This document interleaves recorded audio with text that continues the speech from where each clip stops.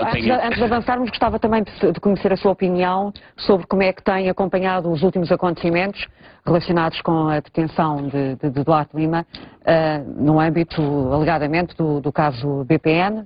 Pois, tendo a ver com o dinheiro que terá sido pedido emprestado para a compra de terreno. Duarte Lima, obviamente não conheço, mas há duas facetas que eu gostaria de enfatizar na questão de Duarte Lima. A primeira tem a ver com o BPN. Tudo que mexe com o BPN em Portugal está contaminado.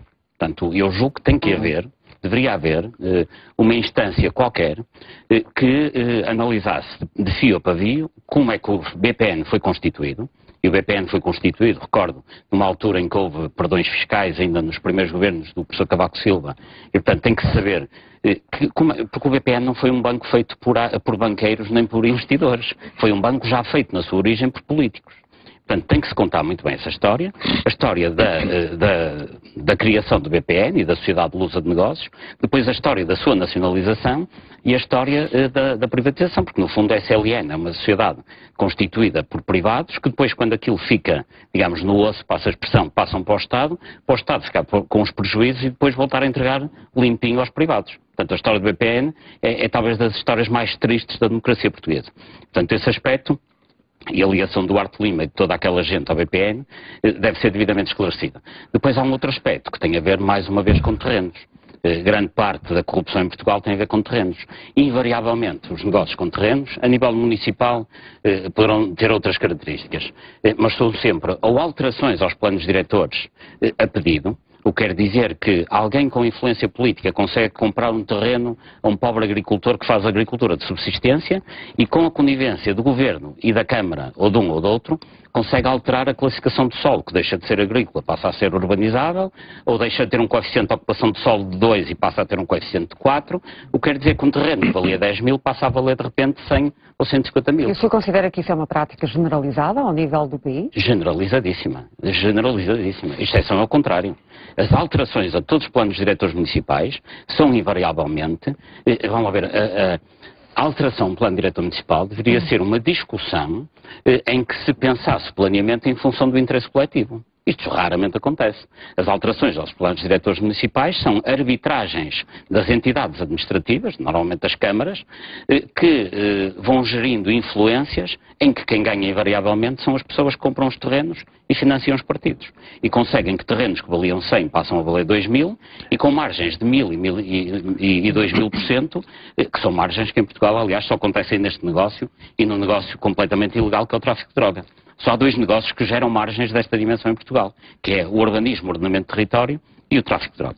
E, portanto, é evidente que da mesma forma, naturalmente, se instalam aqui o mesmo tipo de mecanismos e o mesmo tipo de máfias. E portanto, na questão do Duarte Lima, há em terrenos envolvidos, terrenos que tinham um determinado valor e pelo facto de eventualmente terem passado para as mãos de pessoas que tinham influência na política, passam a valer muito mais. E repare que as pessoas, quando valorizam... Bem, depois não valeram nada, não é? Não, valem sempre. Porque quando as pessoas valorizam esses terrenos, compram um terreno por 10, conseguem com um despacho administrativo valorizá-lo para 1000, ganham de uma de duas formas. Ou os empreendimentos imobiliários se fazem, eles ganham através da operação imobiliária, ou então mesmo que não se façam, vão à banca buscar financiamento sobre os 1000, com um terreno que efetivamente valia 100.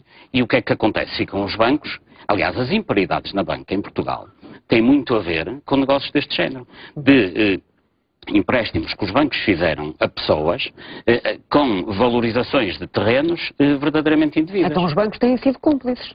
Nessa matéria, claramente, claramente. Há muito empréstimo que foi feito pela banca portuguesa para financiar projetos imobiliários que aparentemente valeriam 1000, quando efetivamente os terrenos eram terrenos agrícolas que originalmente valiam 10 ou 100.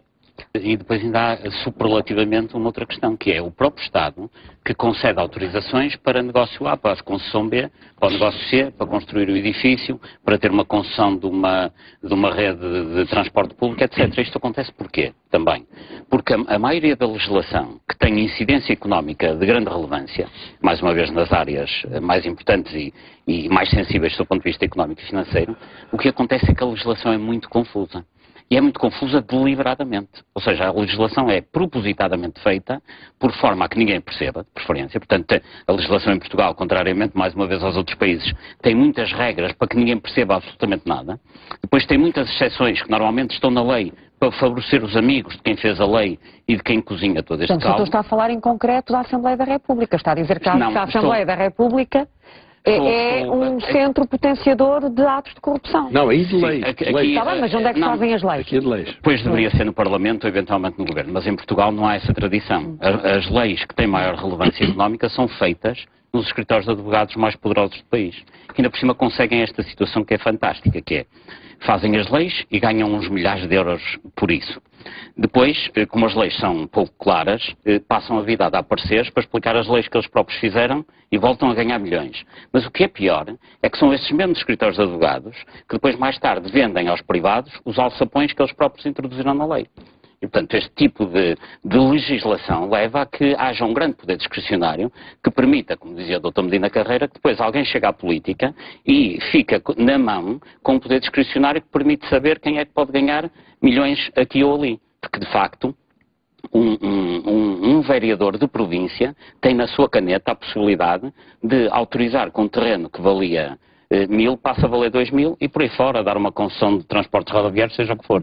Isto acontece porque a legislação de facto é muito ambígua e é ambígua deliberadamente, não tenho dúvidas sobre isso. O doutor vivenciou essa situação quando esteve na política ativa? De legislação deste tipo, absolutamente, absolutamente. A grande parte da legislação que existe nas áreas mais sensíveis, como seja o ordenamento de território, o ambiente, o urbanismo, etc., são leis deliberadamente confusas para que depois... Aliás, em boa verdade, nessas áreas, em Portugal chega a haver quase castas, como na Índia, porque um pobre de um cidadão não consegue fazer absolutamente nada. Se fizer um galinheiro, no dia seguinte o galinheiro é demolido pela Câmara.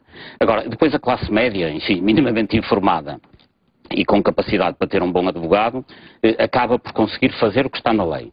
Mas depois, os verdadeiramente poderosos fazem tudo o que lhes apetece, porque a legislação é de facto muito ambígua e, portanto, com uma legislação ambígua, com uma administração que é muito burocrática e muito lenta e com uma promiscuidade permanente, fazem o que lhes apetece.